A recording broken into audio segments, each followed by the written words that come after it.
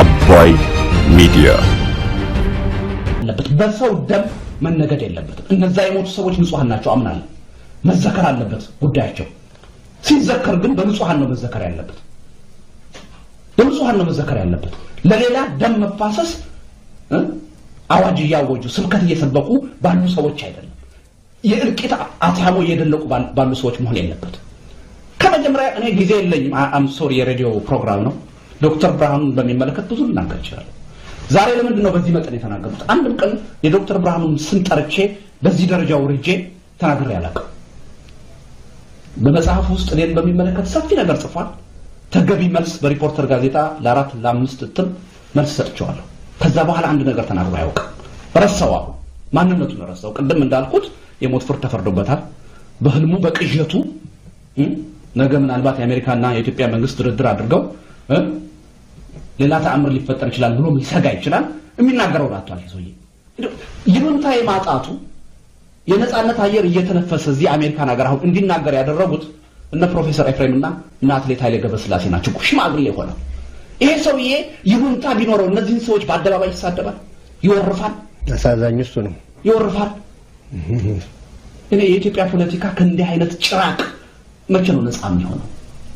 ህብረተሰቡ በእንደዚህ አይነት በእንደዚህ አይነት አወራባጆች እየተወራበደ እስከ መቼ ነው የሚቀጥለው?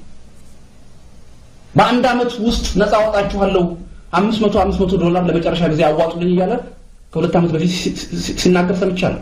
የተገባ ገንዘብ ያ ነጻነት የታለው? ወደድንም ጠላንም እናቱ መለስ ዜናዊ እንደሱ አሜሪካን ተቀምጠው አይደለም ጦርነት ያካሄዱት። እኔ አላምንም በጦርነት ግን እነሱ እንጥላለሁ ብሎ ማሰብ የሚችል ከሆነ አሜሪካ ተቀምጠው አይደለም ኒውዮርክ ተቀምጠው አይደለም። ኦኬ እንደነሱ ድንጋይ እየተንተራሰ ስኳር እየላሰ ባሩዱን እያሸተተ ነው አለበት። ያኔ በሚሰራው ስራ ባላምን እንኳን አከብረዋለሁ። እሱ ግን እዚህ የሞቀ ቤት ተቀምጦ በላፕቶፕ ጦርነት የድሃው የኢትዮጵያ ህዝብ ልጅ እንዲጨፈጨፍ ነው የሚፈልገው። በተግባርም እያደረገ ነው። በመፈንቅለ መንግስቱ ሙከራ ዙሪያ ፐርሰናሊ ማቃቸው ብዙ ሰዎች ቤተሰቦቻቸው ተበትነዋል። እሱ ግን የሞቀ ቤቱ ሆኖ ልጆቹን ጥሩ ትምህርት ቤት እያስተማረ ነው ይሄን የሚያደርገው። ይሄን ዝም ብዬ ላይ አልችልም። የወጣትነት ጊዜን በፖለቲካ ትግል ያጠፋሁት እንዲህ አይነቱን ኢቭል የሆነ አስተሳሰብ ለመቃወም ነው፣ ለመታገል ነው። እነአቶ መለስ ዜናዊ የሚሰሩትን ስህተት እያልኩ ተመሳሳዩ ምናልባትም የበለጠውን ጉዳይ ዶክተር ብርሃኑ ሲፈጽሙ አፌን ለቁሜ ዝም ልላችሁ።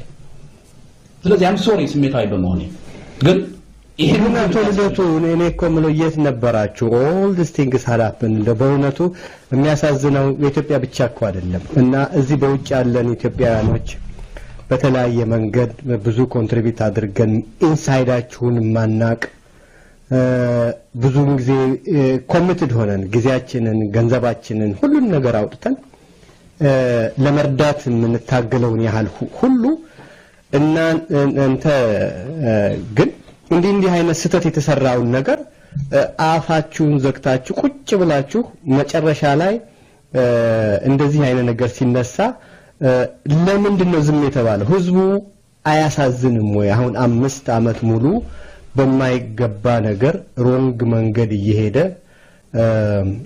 ኢህአዴግን መታገል ሌላ ጉዳይ ነው። ነገር ግን በትክክለኛው መንገድ እንኳን እንዳይታገል እርስ በርሱ እንዲለያይ አላደረጋችሁትም ወይ? ለመሆኑ አተልደ እንግዲህ በዚህ ጉዳይ ላይ እንደ ተቃዋሚ ጎራ መወቀስ አለብን ብዬ አምናለሁ። ግን የበኩላችንን ድርሻ እየተወጣን ነው። እኔ በግሌ የሚጠበቅብኝን እያደረኩ ነው። ከ97 ምርጫ ማግስት ጀምሮ ያ አይነት ችግር በተቃዋሚ ጎራ ውስጥ ጥልቅ በሆነ መልኩ እንዳለ ተቃዋሚ ጎራ ውስጥ ምን ያህል አንዲሞክራቲክ የሆነ አስተሳሰብ እንዳለ እንደዚህ አይነት በጣም ሸፍጠኛ የሆነ ለህዝብና ለሀገር የማይጠቅም አስተሳሰብና አመለካከት ያላቸው ግለሰቦች እንዳሉ በተግባር ስናገር ነው ያለው። ይሄን በመናገሬ የ5 አመት ስቃይ አሳልፌያለሁ። እንድሞት እንድገደል ተፈርዶብኝ ብዙ አልባታ ተወርቶብኛል። ያን ሁሉ ተሸክሜ የኖርኩት ያለ ምክንያት አይደለም። ይሄን ማውራት በመጀመሪያ ነው። ይሄን እውነታ ህዝብ እንዲያውቀው መናገር በመጀመሪያ ነው። ሌላ ምንም ነገር አድርጌ አይደለም።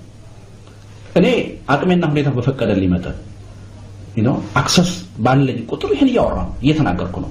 በርግጥ እንደ አንድ የፖለቲካ ሰው ጨዋነት ያስፈልጋል ብዬ አስተሳሰቡንና ድርጅታዊ ሁኔታውን ነው ስተች የኖርኩት ግለሰቦችን አይደለም እነሱ እኔን ነው ፐርሰናሊ እኔን ነው ስም ሲያጠፉ የኖሩት እኔ አስተሳሰባቸውን ነው ድርጅታዊ ባህሪያቸውን ነው ስተች የኖርኩት ይሄ ተገቢ ነው ብዬ ስለማመን አንዳንዶች ግን ወርደው በግለሰብ ደረጃ ሲመጡ ተገቢውን መልስ ሰጥቻቸዋለሁ አቶ ሰየ ሞክሮኛል መልስ ሰጥቻለሁ መልስ ከሰጠሁት በኋላ ጸጥ ብሏል ዶክተር ያዕቆብ ሞክሮኛል በግለሰብ ደረጃ መልስ ሰጥቻለሁ መልስ ከሰጠሁት በኋላ ጸጥ ብሏል ዶክተር ነጋሱ ሞክሮኛል መልስ ሰጥቻቸዋለሁ መልስ ከሰጠኋቸው በኋላ እነዚህ ሶስት ሰዎች በግለሰብ ደረጃ አንስተውኝ ያውቁ ስለዚህ እንዲህ አይነት ሰዎች የሚመጥናቸው እንዲህ አይነት ቋንቋ እንደሆነ ገብቶኛል ዶክተር ብርሃኑ በግል መጥቶብኛል በግል ማቀውንም አሁን እናገራለሁ እጽፋለሁ ይለይልናል ወይ ይቀጥልበታል ወይ ያቆማል እስቲ እንደው በግል ደረጃ ትቼ ወደ ቅንጅት አሁን መልሼ ልሰዳችሁና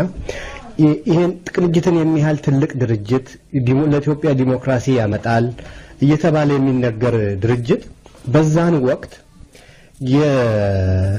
የቅንጅት መሪ እና ከንቲባ ተመርጦ ነበር እና ከንቲባው እንዴት ሆኖ እኔ አንዳንድ ጊዜ ለከንቲባነት ተመርጠው ነበር ሲባል ሰማለው እዚህ በሹመትም ደረጃ በምርጫ ደረጃ ለመሆኑ እንዴት በምን አይነት መንገድ ነው ከንቲባ የተመረጡት እሳቸውስ ኢንጂነር ኃይሉስ ደግሞ በዛን ሰዓት ቅንጅት ቢያሸንፍ ኖሮ ጠቅላይ ሚኒስትር ይቶናላችሁ ተብሎ ነበር ወይ የሚካሄደው በምን አይነት መንገድ ነው ደሞኑ የነዛ መደላደል ያዛችሁት በዛን ሰዓት ይሄን እንደው ብትገልጽ ያልገባኝ ነገር ነው ግማሹ እንግዲህ እሳቸውም ጠቅላይ ሚኒስትርነት ከንቲባ ደግሞ ተሾሞ ነበር ማለት ነውና እንዴት ሊሆን ቻለ ነው መጀመሪያ ምክር ቤቱ ሳይወሰን ጠቅላይ ሚኒስትር ጉዳይ እኔ ሲወራ ሰምቼ አላውቅም አሁን ነው በሰማው ካንተ በሱ ጉዳይ ላይ አስተያየት አልሰጥም የከንቲባ ጉዳይ ትናንትም በዚሁ አሁን የሰማታት